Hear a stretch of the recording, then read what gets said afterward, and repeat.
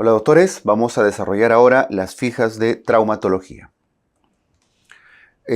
Respecto a las luxaciones, la luxación más frecuente del adulto, recuerden que es la del hombro anterior, llamada también luxación glenohumeral, ¿no? Que es la articulación, la descripción de la articulación del hombro.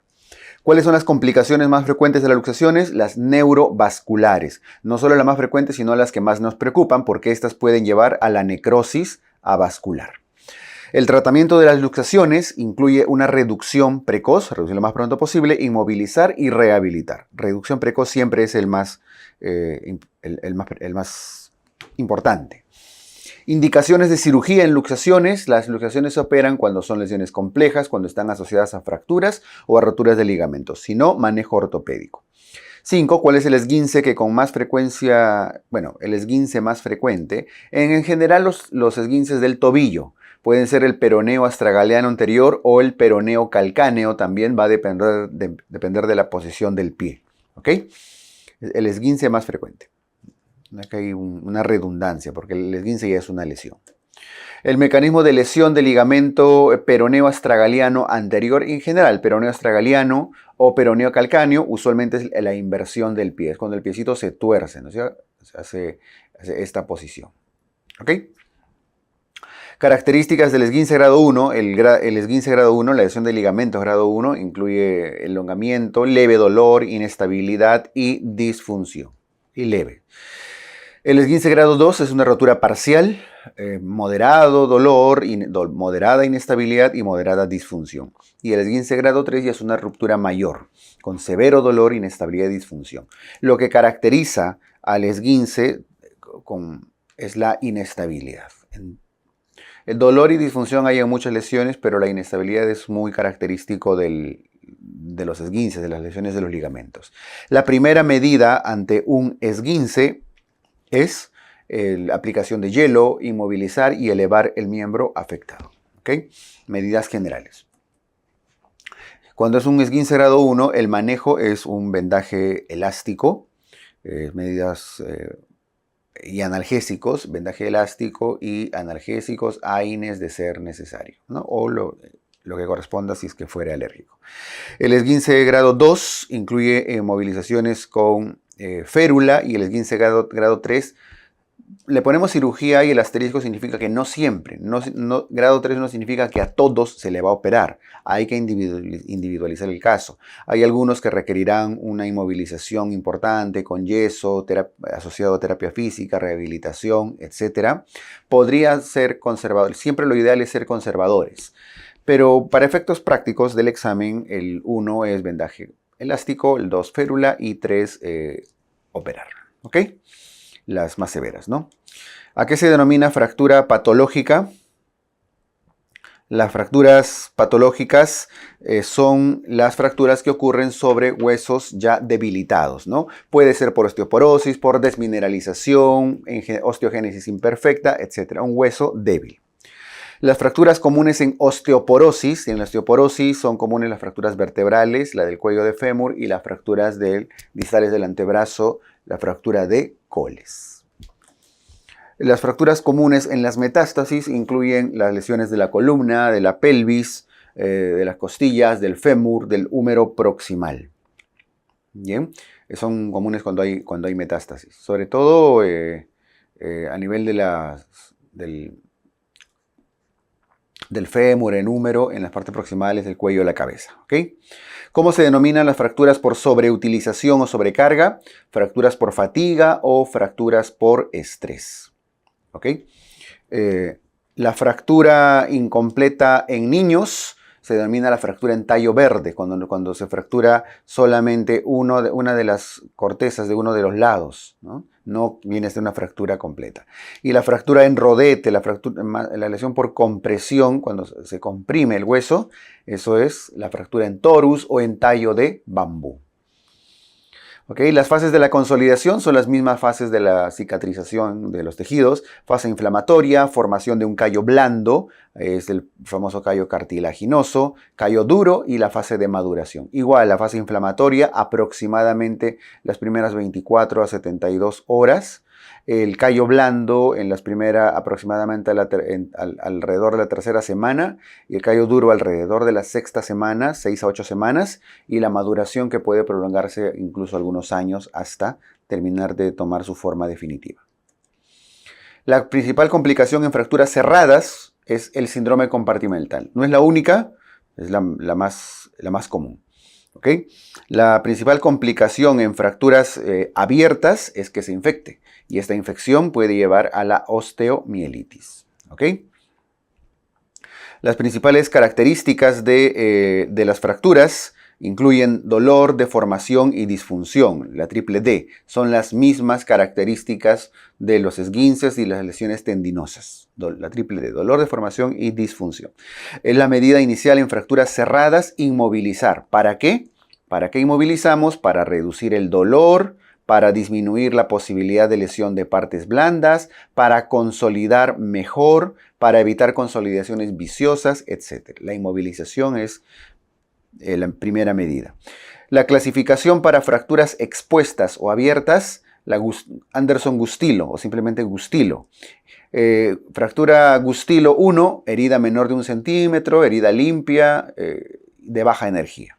Gustilo 2 ya viene de 1 a 10 centímetros sin daño extenso de partes blandas y Gustilo 3 ya son lesiones de alta energía. Con cobertura adecuada del hueso, 3A. Con pérdida de partes blandas con exposición ósea, recuerden que el periósteo es importante acá, periósteo en buen estado, periósteo dañado,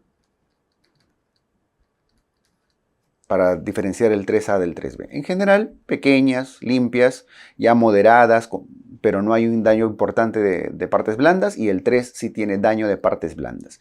Si el hueso está totalmente expuesto, 3B. Si está todavía cubierto por su periósteo y cierta cobertura, 3A. Y si ya tiene lesión arterial que requiere una reparación, es el famoso 3C, que eventualmente cuando pasan muchas horas y no se repara, podría requerir amputación. Bien.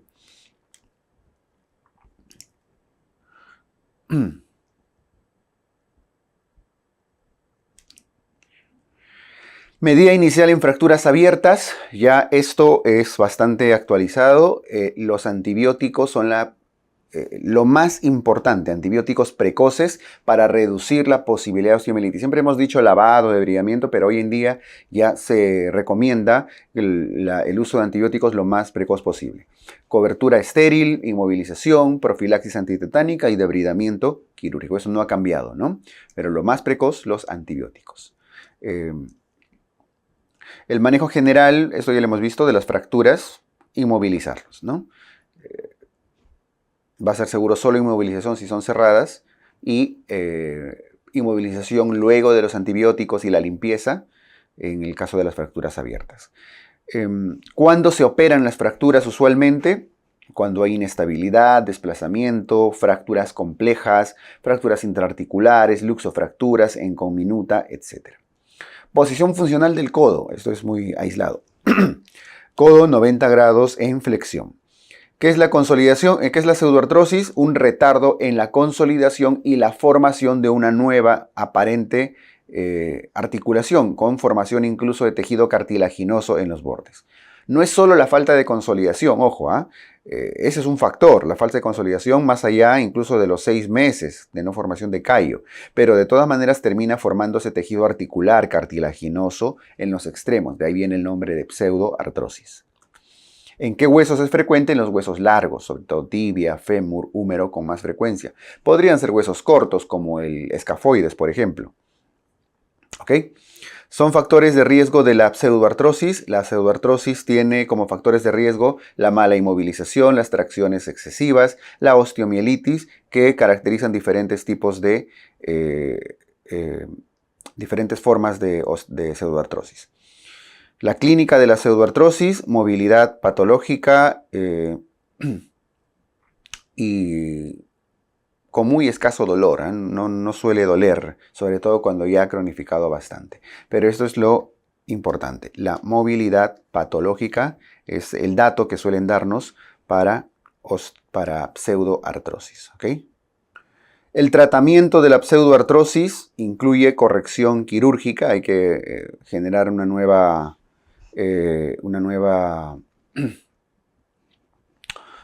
fractura prácticamente y volver a consolidar. ¿Ok? La embolia grasa está asociada a fracturas de huesos largos. ¿Qué es la embolia grasa? La liberación de émbolos grasos y de citoquinas al torrente sanguíneo cuando las médulas, principalmente de los huesos largos, se lesionan. ¿Cuál es la clínica? Depresión respiratoria, depresión neurológica, respuesta inflamatoria sistémica, petequias. Esto es importante, ¿eh? La aparición de petequias como parte de la respuesta inflamatoria. ¿Ok?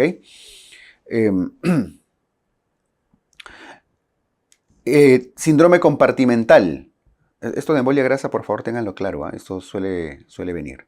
Síndrome compartimental es la complicación que más se pregunta, que es aumento de la presión intracompartimental más allá de los 30 milímetros de mercurio. En general, aumento de la presión intracompartimental. Lo de la medición es un detalle. 30 es un punto de corte, pero va a depender de otros factores, ¿no? Eso es solo una...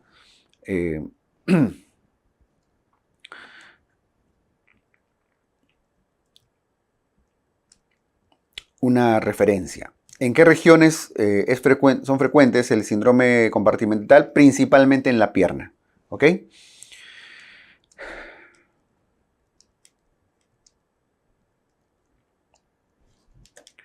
Secuencia clínica en el síndrome compartimental. El dolor intenso y desproporcionado es hallazgo precoz. Recuerden que el dolor intenso y desproporcionado suele estar asociado a dolor a la movilización pasiva o dificultad, no hay dolor a la movilización pasiva.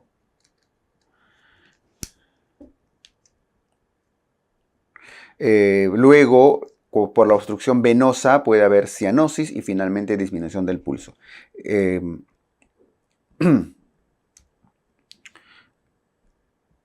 Esta es la secuencia y a la vez la triada clínica. ¿Ok? El principal apoyo diagnóstico es la medición de la presión intracompartimental, que eventualmente se puede hacer con la aguja de Stryker, con el equipo de Stryker, ¿no? Ese es el nombre del equipo, básicamente. El valor de la presión intracompartimental, en síndrome compartimental, más de 30 milímetros de mercurio. Si nos piden presión delta o presión diferencial, esta debe ser menor a 30 milímetros de mercurio. ¿Cómo calculan la presión delta? Presión diastólica menos presión intracompartimental. ¿Ok? Tratamiento de síndrome compartimental, la fasciotomía. Fasciotomía usualmente en todos los compartimentos, sobre todo si es que estamos hablando de la pierna. ¿Ok? ¿Qué fibras nerviosas están comprometidas en la algodistrofia de Sudeck? Esa es otra complicación, las fibras nerviosas simpáticas. ¿Y cuál es la clínica temprana? Edema del miembro afectado, hiperhidrosis, dolor. O sea, el miembro afectado, en este caso el miembro superior, la mano, se edematiza, empieza a generar aumento de la sudoración, ¿no? Y dolor. ¿Okay? Eso es el signo temprano. Pero a largo plazo, 51, la clínica tardía es la extremidad se empieza a atrofiar y genera un dolor crónico. De ahí viene el nombre de algodistrofia de Sudeck. ¿Qué germen suele causar con más frecuencia osteomielitis? El estafilococo dorado, estafilococo aureus.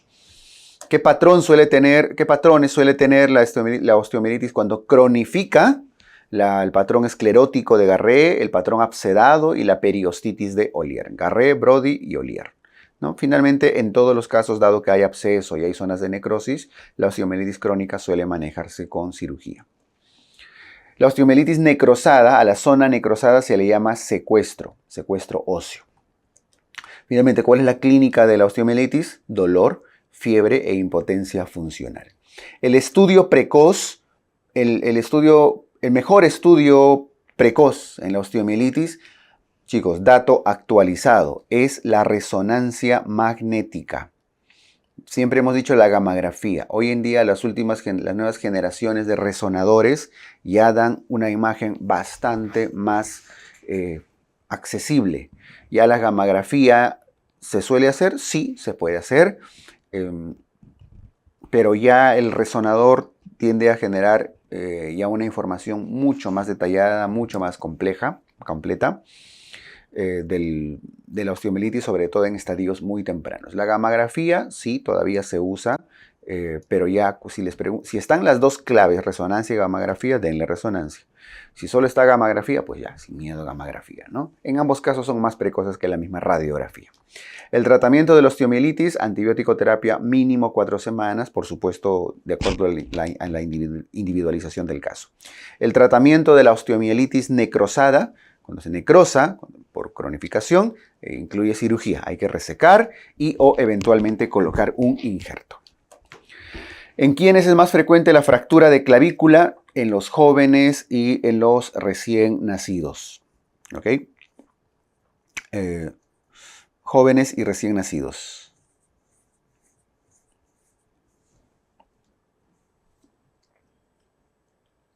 Los recién nacidos en el momento del parto y los jóvenes sobre todo por trauma, ¿no? ¿Qué región es frecuente en la fractura de clavícula? El tercio medio. El tratamiento en recién nacidos, cuando se rompen el parto, suele ser observación, no se hace mayor detalle. El tratamiento de la fractura de clavícula en niños incluye el vendaje en 8 o el cabestrillo.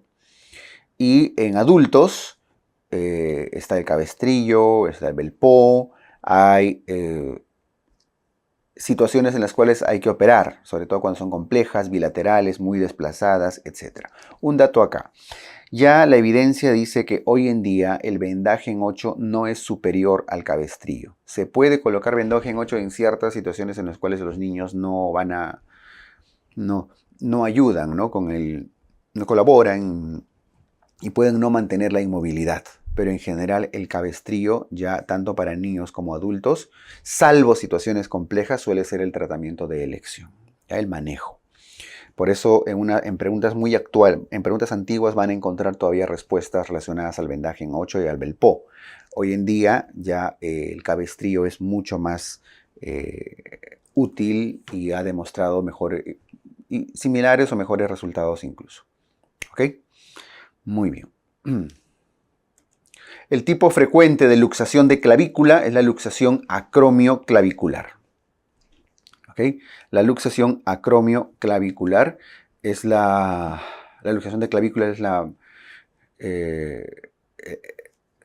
más frecuente, es decir, esta es la luxación externa, ¿no? La que está hacia afuera, porque la otra es la esternoclavicular, que es la interna, y esa es menos frecuente. ¿Qué ligamentos suelen lesionarse en la luxación de clavícula? Ligamentos acromioclaviculares, coracoclaviculares, ¿no? Y cuando se rompen, se lesionan estos ligamentos, la conducta suele ser quirúrgica. ¿Qué fracturas pueden estar asociadas? La fractura de clavícula. La luxación puede ir asociada a una fractura y lo hace quirúrgico, por supuesto, porque es una luxofractura. Signos de luxación de clavícula, eso es importante, el signo de la pseudocharreta, pseudocharretera, signo de la tecla de piano. No confundir con el signo de la charreta o charretera, que es en el caso del hombro. ¿En quién es más frecuente la luxación de hombro? Hombro en jóvenes, personas jóvenes. Usualmente por caídas, por lesiones, ¿no? La luxación más frecuente del hombro es la luxación anterior y es, por cierto, la luxación más frecuente de los adultos. La lesión asociada en luxación, acá debe ser anterior, ¿eh? La posterior y anterior, ambas están asociadas a lesión del nervio axilar, pero es más frecuente en la anterior. Pero igual, ambas tienen como característica lesión del nervio axilar o nervio circunflejo, ¿ok? La luxación posterior de hombro es común en crisis convulsivas. La anterior, que es la común, por caídas, por estiramientos, malos movimientos, y la posterior por crisis convulsivas.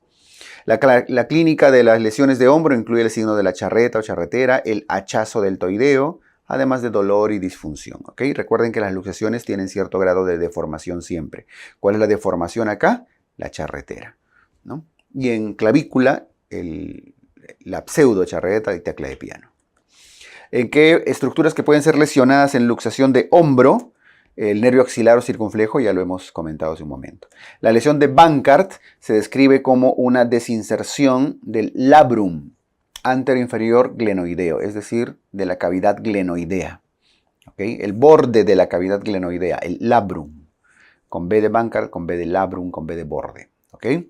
Y Hill-Sachs es la fractura por impactación de presión posterolateral de la cabeza humeral. O sea, aquí lo que se daña es la cabeza.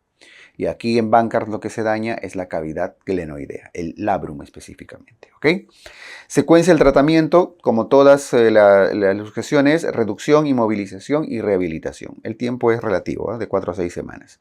Movimientos necesarios para reducir un hombro luxado, abducción y tracción principalmente. ¿Ok? Abducción con el miembro abducido, abierto, separado y así se tracciona, ¿cierto? Idealmente con el paciente en decúbito supino. Hay alternativas con el paciente en prono, ya como la maniobra de Stimson y otras, pero esta es, digamos, la 7-7 la más común, ¿no? Prueba clínica para lesión del supraespinoso, el dolor y la imposibilidad para la abducción. Entonces, manguito rotador, ¿cierto? Cuando hay dificultad de dolor para abducir, para la abducción, supraespinoso.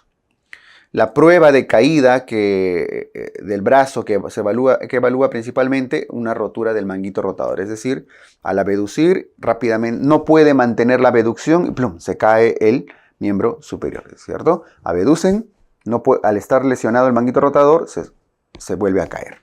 A eso se refiere. Problemas con la abducción principalmente. Debilidad en la rotación externa suele ser infraespinoso. Esos son los dos que más se lesionan. Normalmente hablamos problemas en la abducción, supraespinoso. Problema en la rotación externa es principalmente infraespinoso, ¿ya? Como dato adicional. ¿Ok? Fractura de diáfisis del húmero en jóvenes. ¿Y qué nervio se lesiona? El nervio radial. ¿Cuál es el problema con la lesión del nervio radial? La dificultad para la extensión. ¿Okay? El tratamiento en las fracturas de diáfisis no desplazadas, el yeso de Caldwell es una opción, pero hoy en día ya está siendo superado simplemente por las fijaciones, por las férulas. ¿Okay? Ya el yeso de Caldwell, como trae pseudoartrosis, ya está casi en desuso. Aquí consideren las ortesis funcionales, ¿no? como medida. El tratamiento de la fractura de diáfisis en el húmero incluye las placas y los clavos endomedulares. Sabemos, y sí es un concepto, que el clavo endomedular suele usarse en huesos largos, pero el húmero, a diferencia del fémur, a veces es un poco más delgado, ¿no? Entonces hay situaciones en las cuales en el húmero las placas con tornillos tienden a ser más útiles porque no llega a ser tan grueso como el fémur. Fémur sí, casi siempre suele usar clavo endomedular. Húmero sí hay un poco más de tendencia hacia las placas con tornillos a pesar de ser un hueso largo, ¿ok?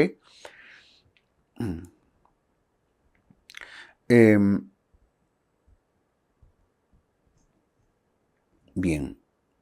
¿En quiénes es frecuente la fractura supracondilia de húmero? La fractura supracondilia de húmero es frecuente en niños, ¿ok? Síndrome ocasionado por la fractura supracondilia de húmero, el síndrome de Volkmann, ¿no? Es uno de los más reconocidos. El síndrome de Volkmann, que incluye contracturas y síndrome compartimental. La fractura de la epitróclea se asocia a la lesión del nervio cubital. Epitróclea es nervio cubital y epicóndilo, nervio radial. Por supuesto que al lesionarse el epicóndilo, el radial, hay limitación a la extensión y en el caso del cubital, de los nervios, de las estructuras que esta inerva. 8-9, estructuras lesionadas en la fractura supracondilia de húmero, aunque no es esto totalmente exacto, lesión del nervio mediano y la arteria braquial. ¿Okay?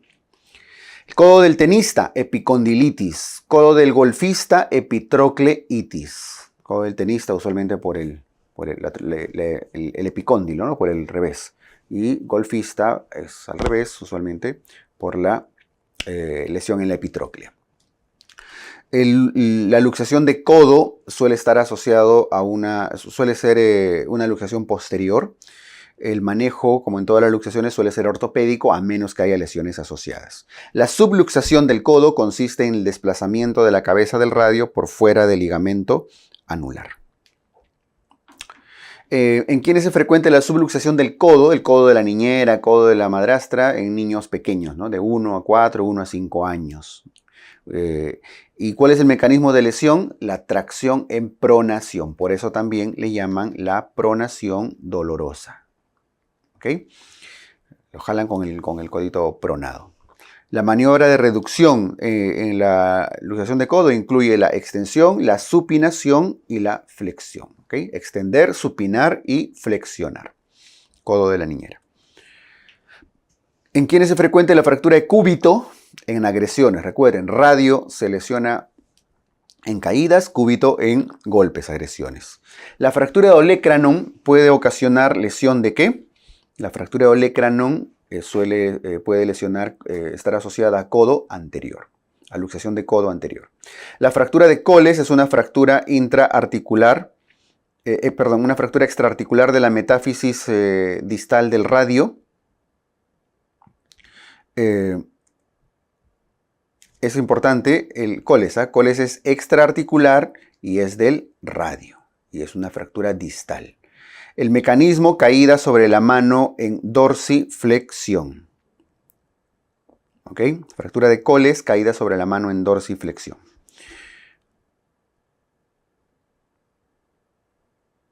Que es lo mismo que decir caída sobre la palma. Signo de la fractura de cúbito, el signo del bastonazo, ¿no? Cuando son agresiones.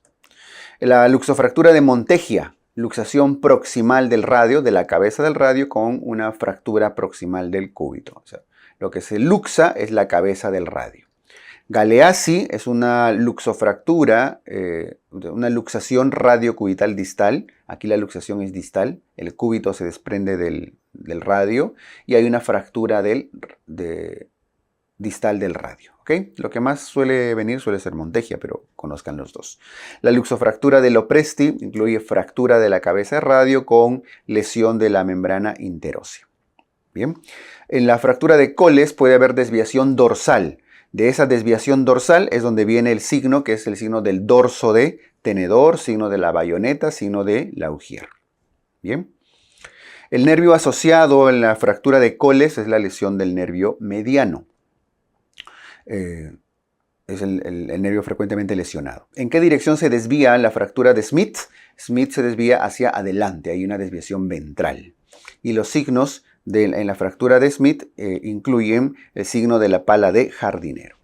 El tratamiento ortopédico en la fractura de Coles incluye la reducción e inmovilización con yeso braquiopalmar por el tiempo que dure la consolidación. El mecanismo de la fractura de Goyrand-Smith suele ser caída sobre el dorso de la mano. Entonces, Coles cae sobre la palma en dorsiflexión y Smith cae sobre el dorso. ¿Ok? Bien. La fractura intraarticular distal del radio, la fractura de Rea-Barton, o simplemente fractura de Barton. La diferencia es que Barton es intraarticular y Coles es extraarticular. ¿Okay? A la fractura del conductor, del chofer, se le denomina la fractura de Hutchinson. La fractura distal del radio y de la apófisis estiloides del cúbito, que es como una fractura doble, ¿no? De la apófisis estiloides del cúbito y la parte distal del radio, es una fractura de los dos. Eso es Gerard Marchand.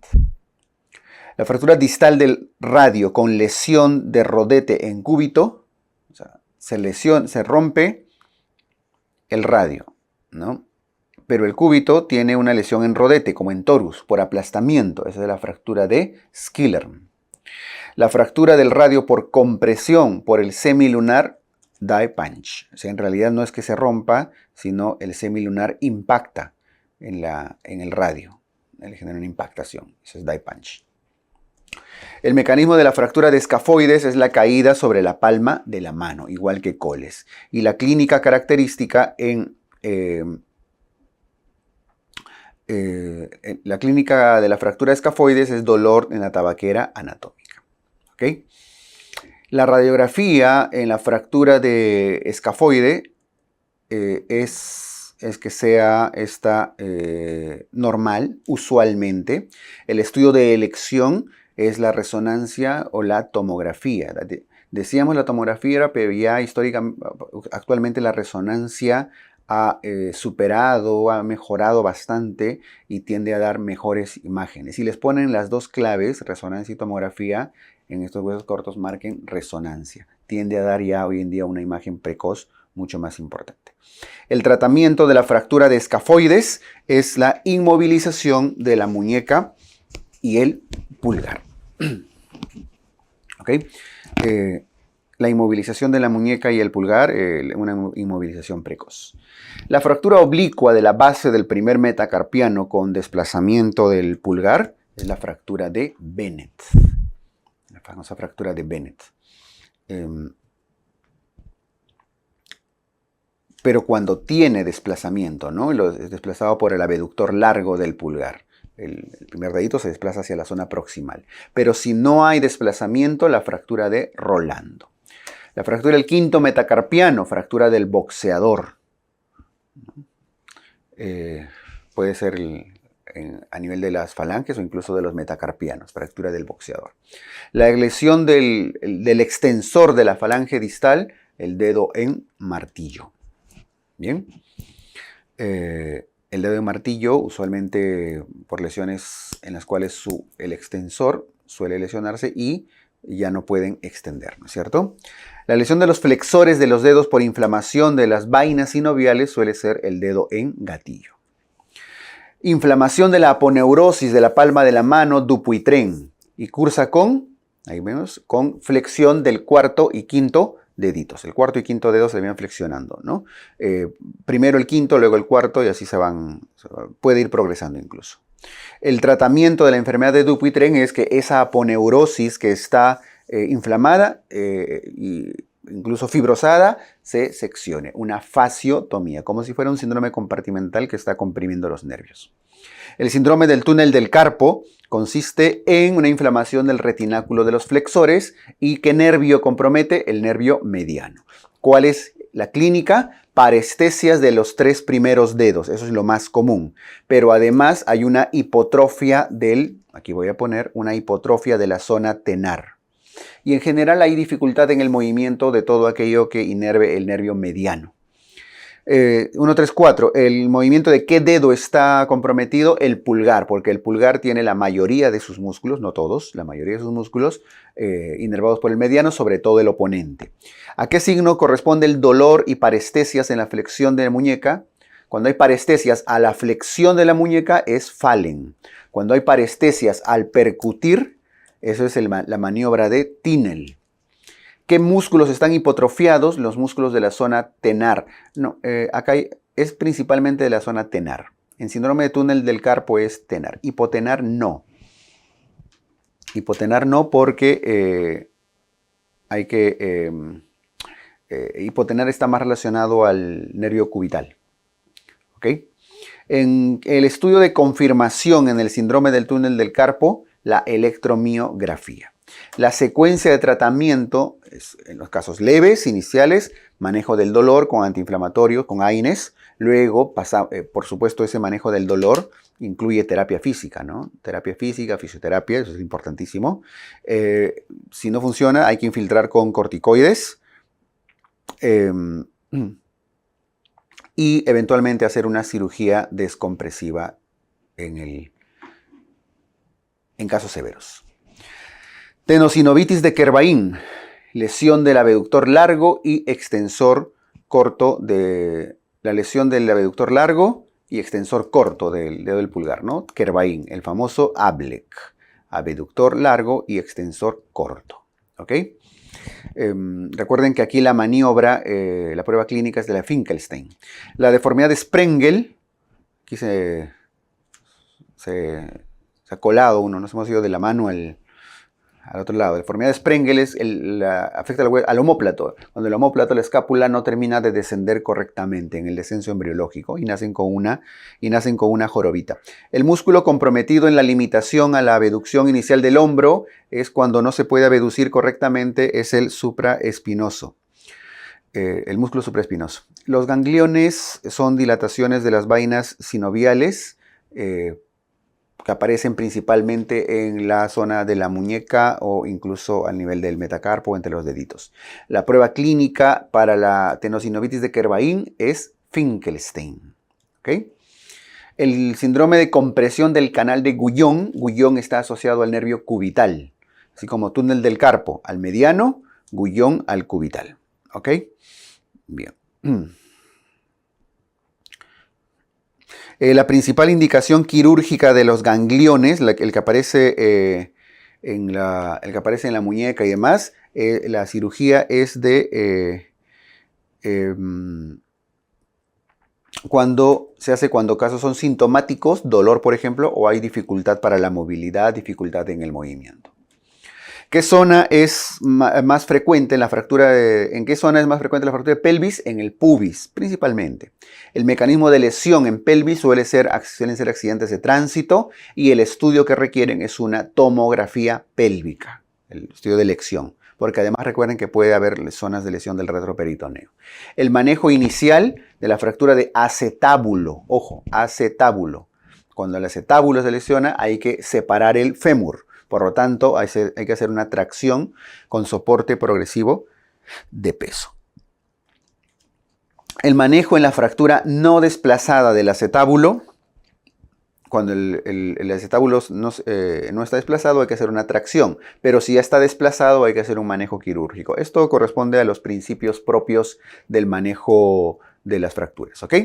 La medida inmediata ante pelvis inestable y hay shock, ojo, pelvis inestable y shock, binder pélvico. El binder pélvico es una especie de cinturón de faja que se coloca alrededor de los trocánteres. De hecho, la siguiente, 154. Sitio correcto de colocación del binder a nivel de los trocánteres mayores. Bien. Cadera. ¿En qué dirección ocurre con frecuencia el desplazamiento? En la luxación de cadera suele ser posterior. La más frecuente de todas es la posterior. ¿Cuál es el mecanismo? Por accidentes de tránsito del copiloto. Y en el caso de la luxación anterior, motociclistas o deportistas. Posterior automóvil, anterior motociclistas y deportistas. La posición en luxación de cadera posterior, aquí la rotación interna, la aducción y la semiflexión. La posición en la posterior, la del pudor, ¿no? la palta. P de pudor. La fractura asociada a la luxación de cadera posterior suele ser la fractura de acetábulo. Puede fracturarse también cuello de fémur, pero con cierta frecuencia mayor el acetábulo. Bien. La posición en cadera anterior es rotación externa, abducción y flexión. Así, ¿no? Ya también anterior con AD abierto, rotado hacia afuera, abducido y flexionado. El tratamiento de la luxación de cadera posterior, que es la más frecuente, reducción precoz, inmovilización y rehabilitación. ¿Ok?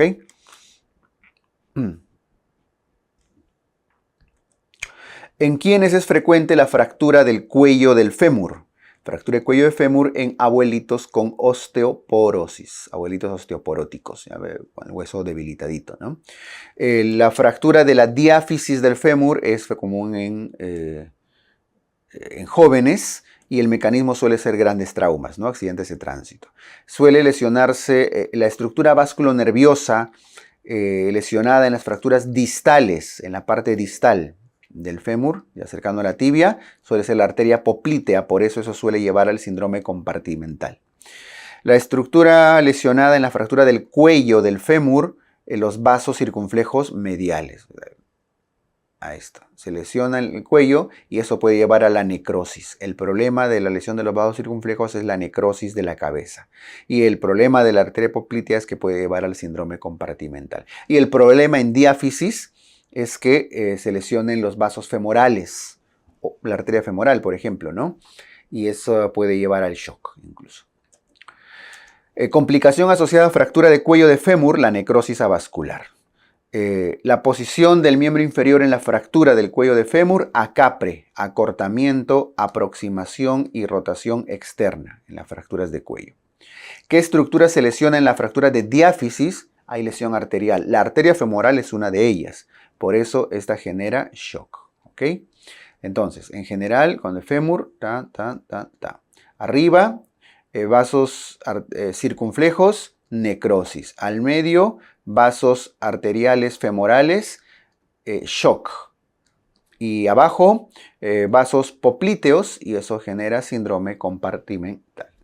Cada lesión, desde arriba hacia abajo, puede traer una complicación. ¿Ok? Muy bien. La complicación asociada al compromiso de la arteria femoral suele ser precisamente el shock hipovolémico. El tratamiento de la fractura no desplazada del cuello del fémur, no desplazada, una osteosíntesis, una fijación con tornillos. Si está desplazada, hay que desplazada, sobre todo Garden 3 y Garden 4, que ya puede generar necrosis, hay que colocar prótesis, parcial o total. ¿Ok?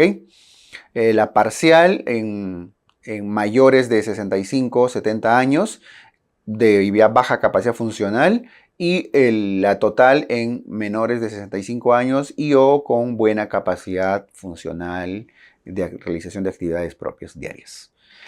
En abuelitos, justamente eso, ¿no? La prótesis parcial o hemiartroplastía o prótesis total o artroplastía total. El tratamiento en la fractura de la diáfisis del fémur en niños es principalmente ortopédico. El tratamiento de la fractura no desplazada en adultos es el clavo endomedular. Recuerden que los huesos largos gruesos como el fémur pueden requerir clavo endomedular, a diferencia del húmero, el radio, etcétera, que pueden requerir placa con tornillos. ¿Ok? El tratamiento de la fractura desplazada de la diáfisis del fémur suele ser la colocación de un cavito endomedular. Acá hay un error, disculpen. No, tengo que corregir este concepto. Si está no desplazado, no es clavo endomedular. Disculpas, el desplazado es concepto básico. El desplazado es el que requiere osteosíntesis, pero el no desplazado es un manejo ortopédico, probablemente un yeso que vaya desde la pelvis hasta el pie, un yeso pelvipedio, que en general tiene que estar inmovilizado porque no se ha desplazado, salvo situaciones especiales individualizadas que requieran una reconstrucción mucho más rápida, pronta, que pueden requerir osteosíntesis. ¿Ok? ¿En quiénes es más frecuente la luxación de rodilla? Los accidentes de tránsito o lesiones deportivas, ¿no? Las lesiones en la rodillita. La estructura que se lesiona en la luxación de rodilla, el van ciático popliteo. Y eso recuerden que puede llevar al síndrome compartimental, ¿no? La luxación de rótula. Una cosa es la luxación de rodilla, en la cual la tibia se puede ir por detrás del fémur, es la rodilla. Y otra cosa es la luxación de rótula, en la cual la bolita, la rótula esta se va hacia un costado. Se lateraliza o se va al medio, ¿no? ¿En quiénes es frecuente esta luxación de rótula? En las mujeres con obesidad, mujeres obesas principalmente. El menisco más frecuentemente lesionado es el menisco interno. ¿Qué posición adopta el miembro en la luxación de rótula? El genuvalgo, ¿no? Eso va de la mano con el de arriba. La luxación de rótula está asociado a genuvalgo y es muy común en mujeres con obesidad. ¿Ok? En la luxación de rótula, el ángulo Q suele ser, es decir, la desviación del eje del fémur, ¿no? Con la tibia, ese eje, ese angulito, suele ser mayor a 15 grados. Por eso decimos que hay un valgo. La atrofia asociada a la luxación de rótula es la de los músculos cuádriceps. La luxación de rótula está muy asociada a atrofia y debilitamiento del músculo cuádriceps. Por eso parte del tratamiento en la fisioterapia suele incluir un fortalecimiento de los cuádriceps. ¿Okay? La clínica de la luxación de rótula incluye deformación, dolor y disfunción, como cualquier tipo de luxación. En el caso de los meniscos, el patrón frecuente en la lesión de meniscos, ya hemos visto que el menisco interno es el más común, es en asa de Balde. ¿Y cuál es la clínica de esta lesión? El bloqueo articular. Sobre todo el bloqueo a qué movimiento? Al movimiento de la extensión. Hay limitación a la extensión. Por eso es que cuando está en reposo la persona duele menos. Cuando ella empieza a caminar empieza a doler más. Peor si es que tiene que subir escaleras o algo. Dolor, bloqueo y por supuesto disfunción. El estudio de elección en la lesión de meniscos es la resonancia magnética. Si ya entramos a la lesión de ligamentos son esguinces. ¿Qué generan los esguinces? Dolor e inestabilidad. ¿Ok? Signos característicos de la lesión del ligamento cruzado anterior. Aquí el cajón anterior, el signo de Latchman, el pivot shift. Eso es en el anterior. Pero si son de los colaterales, de los costaditos, signo del bostezo. Se lateraliza la tibia. Cajón anterior, ligamento cruzado anterior, bostezo, la lateralización en el caso de colaterales. ¿Ok? El signo del cajón posterior.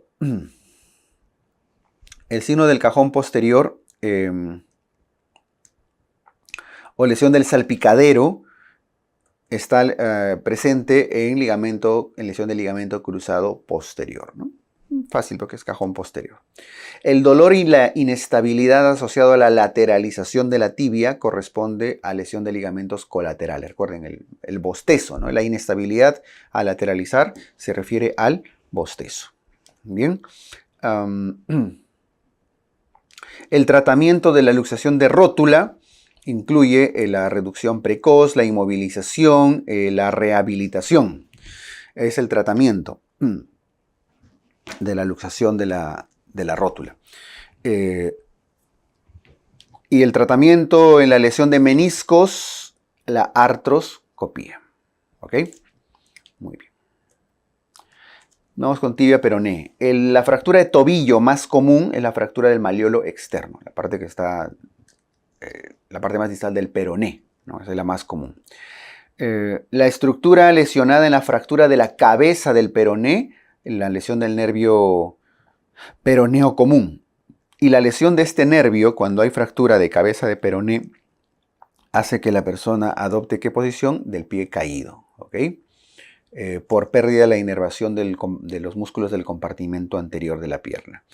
El tratamiento de las fracturas de tibia estables incluyen ya la colocación de un yeso muslopedio. Recuerden que si está estable, no desplazado y demás, es manejo ortopédico. Y eso va desde el muslo hasta el pie.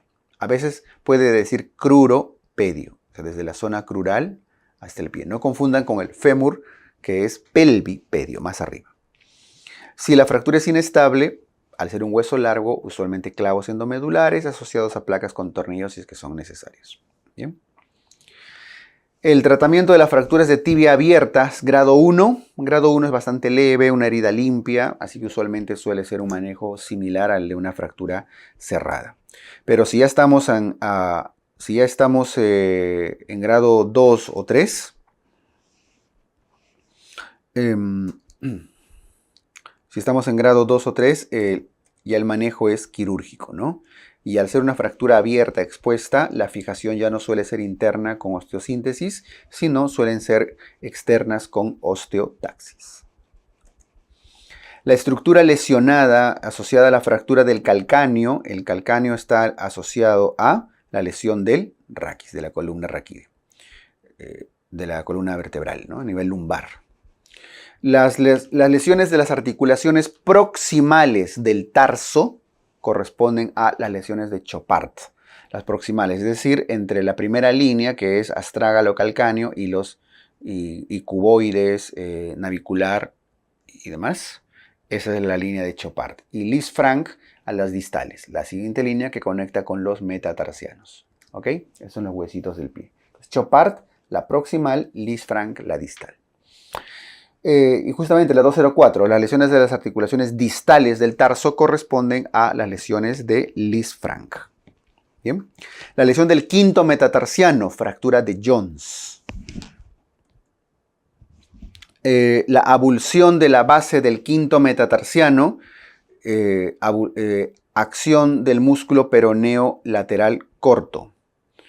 La abulsión de la base del quinto metatarsiano. Eso suele ser la fractura de la bailarina, ¿no? Cuando está ahí hiperflexión.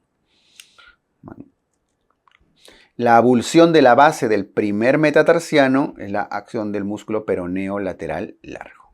¿Ok? La fractura por fatiga de la cabeza del cuello del segundo o tercer metatarsiano, las fracturas por fatiga, la lesión del recluta o lesión del soldado. ¿Ok? Muy bien.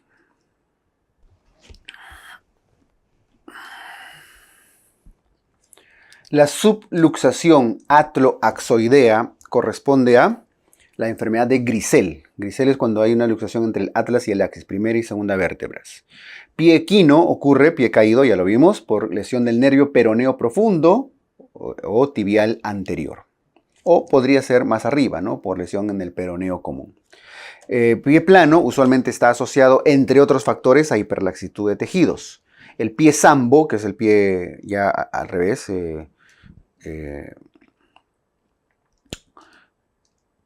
pie bot, el oligohidramnios, abridas intrauterinas y se tuerce, se desvía el piecito del bebé, ¿no? El pie cabo es el que ya también tiene demasiado arco, ¿no? Ese está asociado a problemas neurológicos, a hipertonía muscular. La posición del pie plano, el pie plano suele ser un prono valgo, es el que no tiene arco. El pie sambo suele estar en equino, varo, aducto, supino, el evade. Luxación congénita de cadera, factores asociados, para empezar, parto podálico, principalmente en mujercitas. ¿Ya? Son los principales factores de riesgo, niñas. En luxación congénita de cadera hay limitación de movimientos de la abducción, que ocurre por hipotrofias del glúteo medio, del glúteo menor, entre otros. ¿No? Ojo que esto, más que esta limitación, no es por la hipotrofia, están asociados. En realidad todo ocurre por el desplazamiento posterior. Recuerden que la cadera se desplaza hacia atrás también. Ese desplazamiento posterior lleva a la hipotrofia y esta hipotrofia y en general lleva a la abducción también. O sea, están relacionados todos los elementos acá. ¿Ok? La maniobra que luxa, cuando hacen el estudio, es la maniobra de Barlow y la maniobra que reduce es la maniobra de Ortolani. La asimetría de los miembros inferiores cuando estudian luxación congénita de cadera es Galeazzi. Trendelenburg es la claudicación, la cojera en la marcha. Y este Trendelenburg usualmente asociado también a la atrofia de músculos abductores, ¿no? el glúteo medio, el glúteo menor.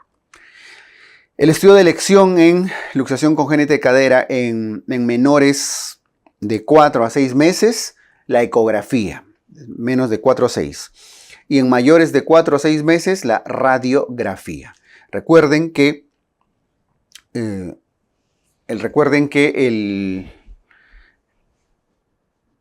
cuando les viene a una edad específica, para efectos de examen solemos considerar 6 meses como punto de corte. Pero lo ideal es entre 4 a 6, donde ya hay una transición de los estudios de elección acá. ¿Ok?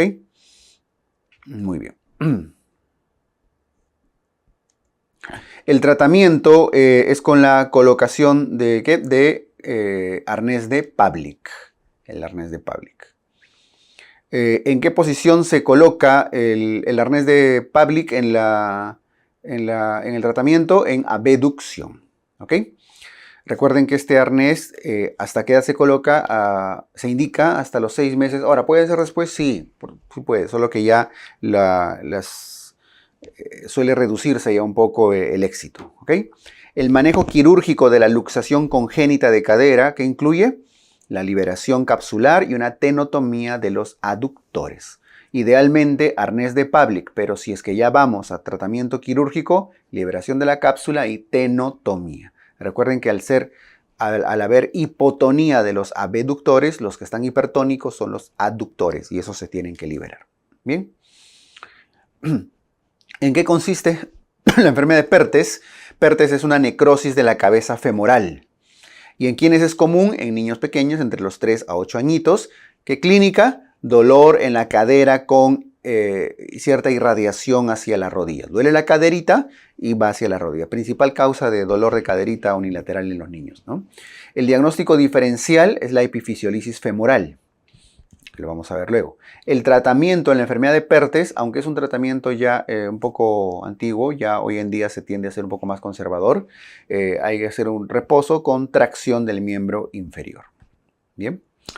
El paciente típico con epifisiolisis femoral es un adolescente con sobrepeso. El hallazgo típico de la epifisiolisis, recuerden, hace un rato en Perthes vimos que era dolor en la caderita, ¿no? Aquí en epifisiolisis es una rotación externa obligada al flexionar la cadera. Le hacen flexionar y el niño tiene que rotarla, o sea, flexiona y la rota. no la flexiona derechita la cadera, termina desviándose hacia un lado.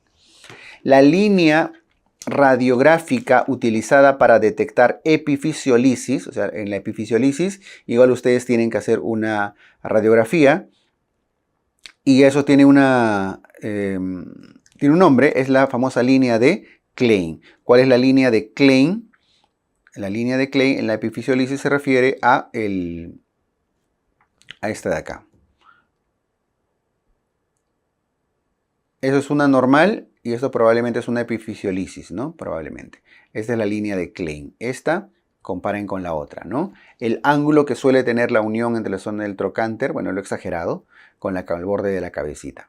Tiene que tener cierta angulación y cuando se va aplanando, entonces es muy probablemente, hay asimetría, es probable que haya una epifisiolisis. El manejo de la epifisiolisis es una fijación con tornillo. Lo que llamaríamos una fijación con tornillo ya vendría a ser una desis de la epífisis, o sea, epifisio-desis como tratamiento.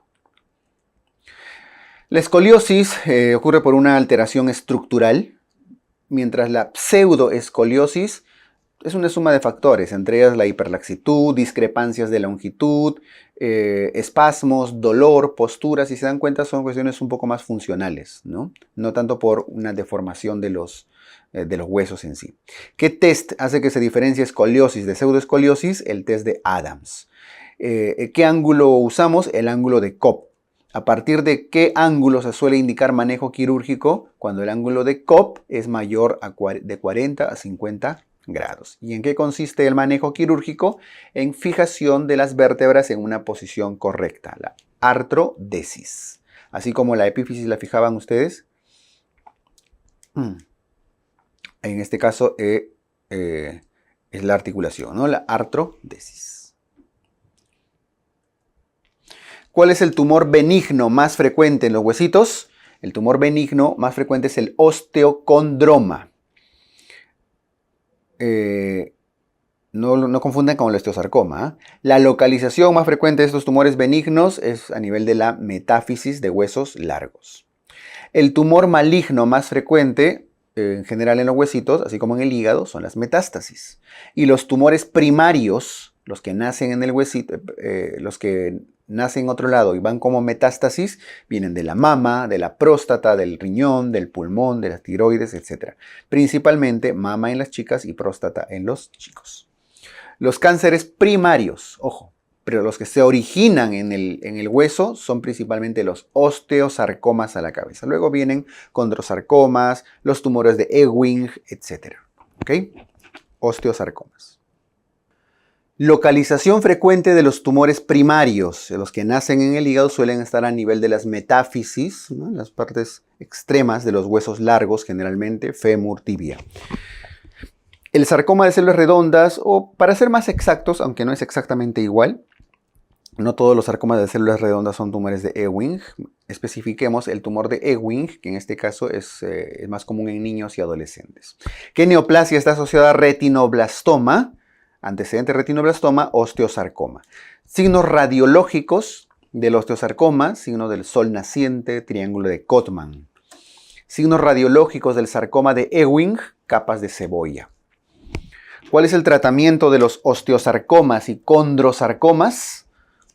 Usualmente son manejo quirúrgico, asociado por supuesto a quimioterapias y demás, mientras el sarcoma de Ewing es un tratamiento ya más multimodal, quimioterapia principalmente, y de acuerdo a la evolución se hace algún tipo de control asociado con curetaje, resección y radioterapia asociadas. Entonces, en ambos casos son manejos multimodales. Predomina el manejo médico en Ewing y predomina el manejo quirúrgico en los osteosarcomas, que son más frecuentes.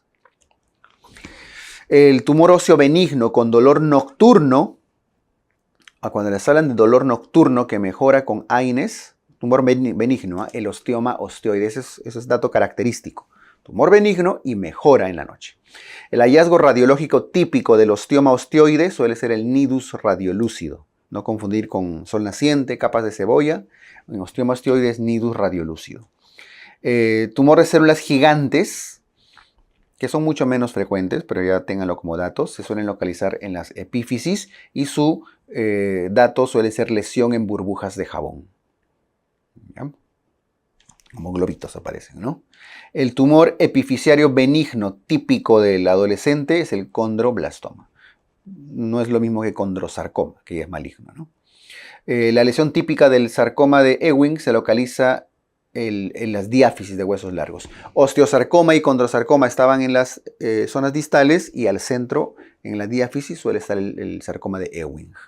La traslocación clásica del sarcoma de Ewing, valdría la pena saberlo, un dato cromosómico, como por ese caso. Esa traslocación está a nivel de 11-22. Acuérdense del datito. 11-22. Se duplica nomás. 11 por 2. T de tumor. 11 por 2. 11-22. Clasificación de las fracturas fisiarias. Otros conceptos. A partir de acá es una miscelánea. Aquí ya no hay secuencia de temas exactos. Va a ser ya diferentes conceptos adicionales. La clasificación de las fracturas de la fisis corresponde a la fractura de Salter-Harris. Salter-Harris 1, solo la fisis. Salter-Harris 2, fisis y metáfisis. Salter-Harris 3, fisis y epífisis. Y Salter-Harris 4, metáfisis, fisis y epífisis. ¿Ok? Todo, se atraviesa todo. ¿Ok? Más o menos así, ¿no?